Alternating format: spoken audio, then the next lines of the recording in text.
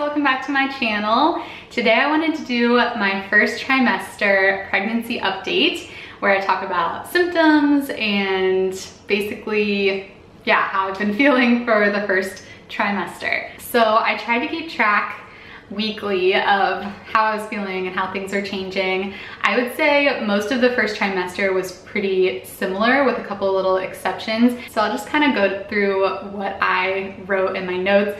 The earliest symptoms that I had, like before I even took a pregnancy test, were cramping. I had some like really vivid, creepy dreams, which the vivid dreams, first of all, I've always kind of had vivid dreams, but I have had much more vivid dreams since getting pregnant.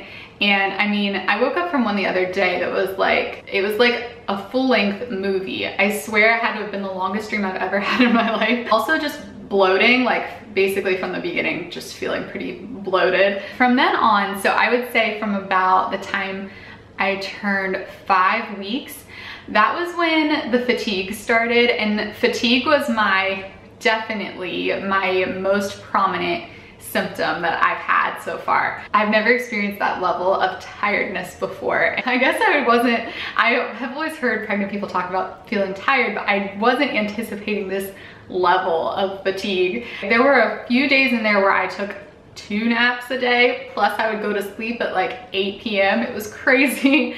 So that has definitely let up in recent weeks, but there for a while, I would say from week 5 through week 8, so like a full month there, I was pretty worthless with like getting anything done. In week 5, I had some spotting and I started panicking. Like, I just thought for sure that was the end. By the way, this is a pregnancy update with symptoms, so there's gonna be some TMI involved. If you're not interested in pregnancy stuff, then this is not the video for you. But anyway, for like a day or two, and so I was just like, this is it, this is the end. And I started kind of mentally preparing myself for that. But thankfully we had an ultrasound just like a couple of days after, and everything was great. So I was so nervous, like sitting there waiting on the doctor to come in and like do our ultrasound, because I was just prepared for the worst, I think, and like thankfully everything was fine. So wanted to mention that in case, you know, they do say spotting is somewhat common. I think I read like 1 out of every 3 pregnant women have that. So it does scare you a lot, but thankfully everything was okay. Week 6, I just put fatigue in all capital, like fatigue. It was just like my main symptom. Week 7, I had a lot of nausea, like every day, all day. And I actually, it sounds crazy, but I was a little relieved when I started getting nausea because I hadn't had it yet. And I have like the pregnancy apps and everything, and they all said like most people are nauseous, you know, 5 weeks, 6 weeks. And so when I wasn't, I was like, is everything okay here? But week 7, I had the nausea, bought a bunch of like ginger ale. I was also like moodier that week. I remember like snapping at Wes over nothing. I was just irritable. I just felt like hormonal, you know, and kind of sick. But you guys, like I almost feel bad even saying this. That was the only week I had nausea. Like literally the day that I turned 8 weeks, it was gone. And I know that that's like so lucky. I mean, and all I had was nausea. I never threw up. There are plenty of people that I know, even in my like personal life that I know, who threw up like every single day. So I feel like kind of bad saying that I really only had a week of nausea and I never threw up.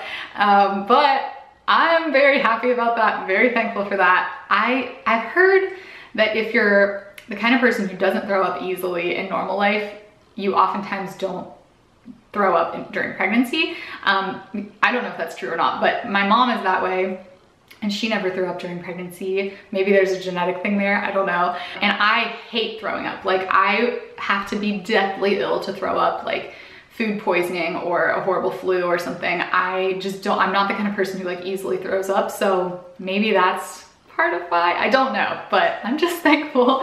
I remember saying to Wes, you know, the fatigue is intense, but I will take the fatigue over the morning sickness 100%. So for week 8, I wrote the nausea stopped, the fatigue did continue, and I was super lightheaded when I would stand up or when I would wake up in the morning. That went on for a few weeks. It still happens sometimes. Like I'll get up out of bed and I'll come downstairs and I'll have to sit down for a little while. Like, I don't know if it's a blood sugar thing or a blood pressure thing, or I'm not really sure, but yeah, just kind of like lightheaded. Another symptom that I had pretty much throughout the whole pregnancy, I forgot to write this down, but is just being thirsty. And I just realized it now because I'm thirsty right now. I am thirsty like all the time, all day long. And I remember before pregnancy hearing like, oh, when you're pregnant, you have to drink a ton of water. It's really important that you drink a ton of water. And I remember thinking, ooh, I might kind of struggle with that. But I haven't had to think about it at all because I'm just so thirsty.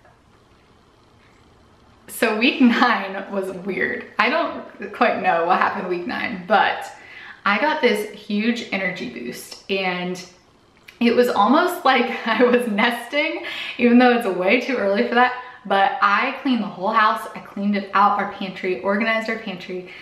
I was like scrubbing everything. Our house was pretty disgusting at that point because I hadn't been doing any cleaning at all for like weeks because I was so tired.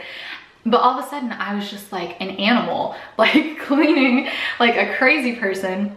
So that was weird. And it was only that 1 week, and then things kind of went back down to normal. So I don't know what was up with that. Week 10, my energy levels decreased again, not to the point that they were before. And I haven't been as tired as I was before since. So like week 8 was like the last week that I had the extreme fatigue. Oh, week 10, I also started getting around ligament pains. I'll get this like really sharp pain in like my pelvic area, usually just on one side or the other. The first time that happened, I was like, what is this? But yeah, so I've had that like off and on every so often. So like I said, I'm about 12 and a half weeks right now. So the past week or two, it's been pretty much more of the same. I'd say my symptoms have like leveled out. I've been sleepy, but not like crazy fatigued like I used to be. As far as what I've been like eating and doing and everything, I feel like I've been eating about the same as I always did, just more food and more frequently. As far as weight gain goes, I've gained, I think 6 pounds. And I'll be 13 weeks here in a few days. So I don't know if that's good, bad, whatever.